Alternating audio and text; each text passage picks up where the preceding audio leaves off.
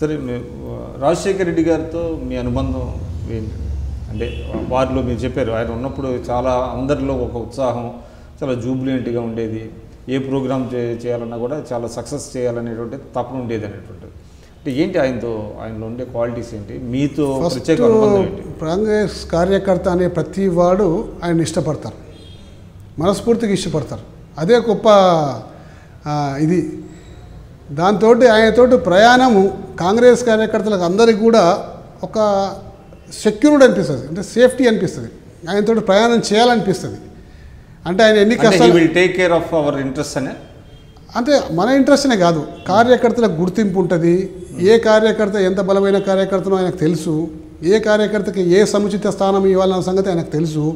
కాబట్టి ఒకరోజు కాకుండా ఒకరోజు మాకు గుర్తింపు వస్తుందన్న ఆశతోటి, ఒక నమ్మకంతో ఆయన ముందర ఆయన ఎంత కష్టమైన యాత్ర తీసుకున్నా ఆయన వెంబడి నడిచే వాళ్ళు చాలామంది ఉన్నారు ఈ రాష్ట్రంలో, ఉమ్మడి రాష్ట్రంలో.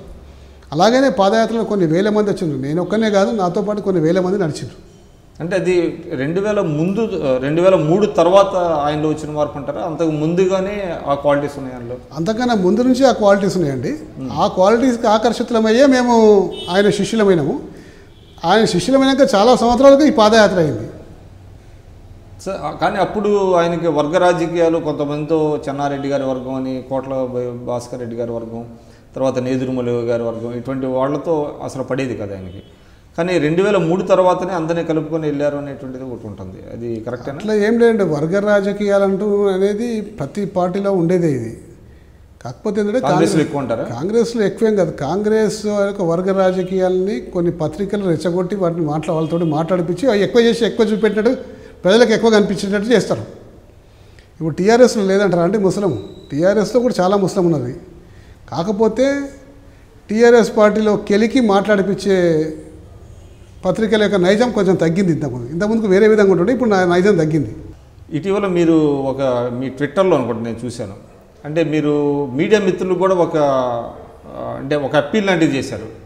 మీరు భయపడకండి, లేకపోతే అధికార పార్టీకి మీరు ఏదో ఊడిగం చేయకండి మిత్రులారా అని ప్రశ్నవాళ్ళని, అంటే ఏ కాంటెక్స్ట్లో మీరు చేశారో, అసలు ఆ పత్రికలు ఆ విధంగా చేస్తాననేటువంటి కన్క్లూషన్కి మీరు ఎలా వచ్చారు?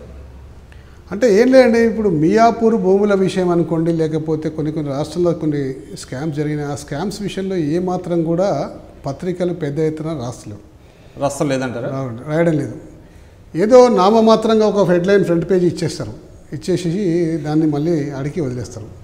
అందులో ఎవరెవరు ఉన్నారు, ఎవరెవరు ఎన్ని ఎకరాలు రిజిస్ట్రేషన్ చేసుకున్నారు, ఆ రిజిస్ట్రేషన్ చేసుకున్న వాళ్ళ పేర్లు ఏంది, ఇవన్నీ కూడా సంపాదించగలుగుతారు. ఇవన్నీ కూడా సంపాదించి వాళ్ళ ఫోటోలతో సహా వేయగలుగుతారు. కానీ ఎవరి ఫోటోలు కానీ అది చేయలేదు. ఒక ఉదాహరణ చెప్తానండి మీకు. మన ఇందిరా పార్క్ వద్ద ధర్నా చౌక్ ఎత్తివేయాలని చెప్పేసి ప్రభుత్వం నిర్ణయం తీసుకుంటే ఎత్తివేయదని చెప్పి ప్రతిపక్షాలు నిర్ణయం తీసుకుంటారు. అందులో ఉన్న వ్యక్తులు ధర్నా చౌక్లో పార్టిసిపేట్ చేసి ఇక్కడ మేము ఈ ప్రాంత వాసులము, మాకు ధర్నా చౌక్ వద్దని చెప్పి ధర్నా చేసిన వాళ్ళందరూ కూడా నెక్స్ట్ డే ఫోటోలు వచ్చినాయి పేపర్లో, వాళ్ళ ఫోటోలతో సహా వచ్చినాయి. వాళ్ళ ఫోటో ప్లస్ వాళ్ళు ఏ ప్రాంతం వాళ్ళ ఓటర్ లిస్టులో కార్డు, ఓటర్ ఐడెంటిటీ కార్డు అవన్నీ తీసి ఇక్కడ నిలబడి ధర్నా చేసి మాకు ధర్నా చౌక్ వద్దన్న వాళ్ళందరూ కూడా ఇక్కడ ప్రాంతీయ వాసులు కాదు, వీళ్ళందరూ కూడా ఎల్బీ నగర్ నుంచి వచ్చిండ్రు, ఇదిగో వారి ఫోటో ఇది, వారి పేరు ఇది, వారు ఇక్కడ ఈ ప్రాంతంలో ఉంటారు, వారి ఓటర్ లిస్ట్ ఇది అని స్వయంగా చూపెట్టి మేము ప్రెస్ కాన్ఫరెన్స్ పెట్టినా కానీ కనీసం పత్రికల్లో రాలేదు. అంటే మీరు అర్థం చేసుకోవచ్చు ఏ విధంగా పత్రికల వల్ల కొమ్ము కాస్తున్న సంగతి మీరు అర్థం చేసుకోవచ్చు.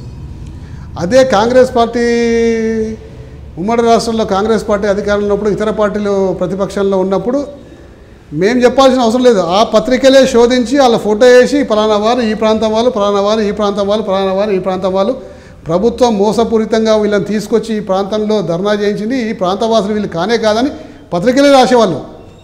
అప్పటికి ఇప్పటికున్న తేడా ఇది.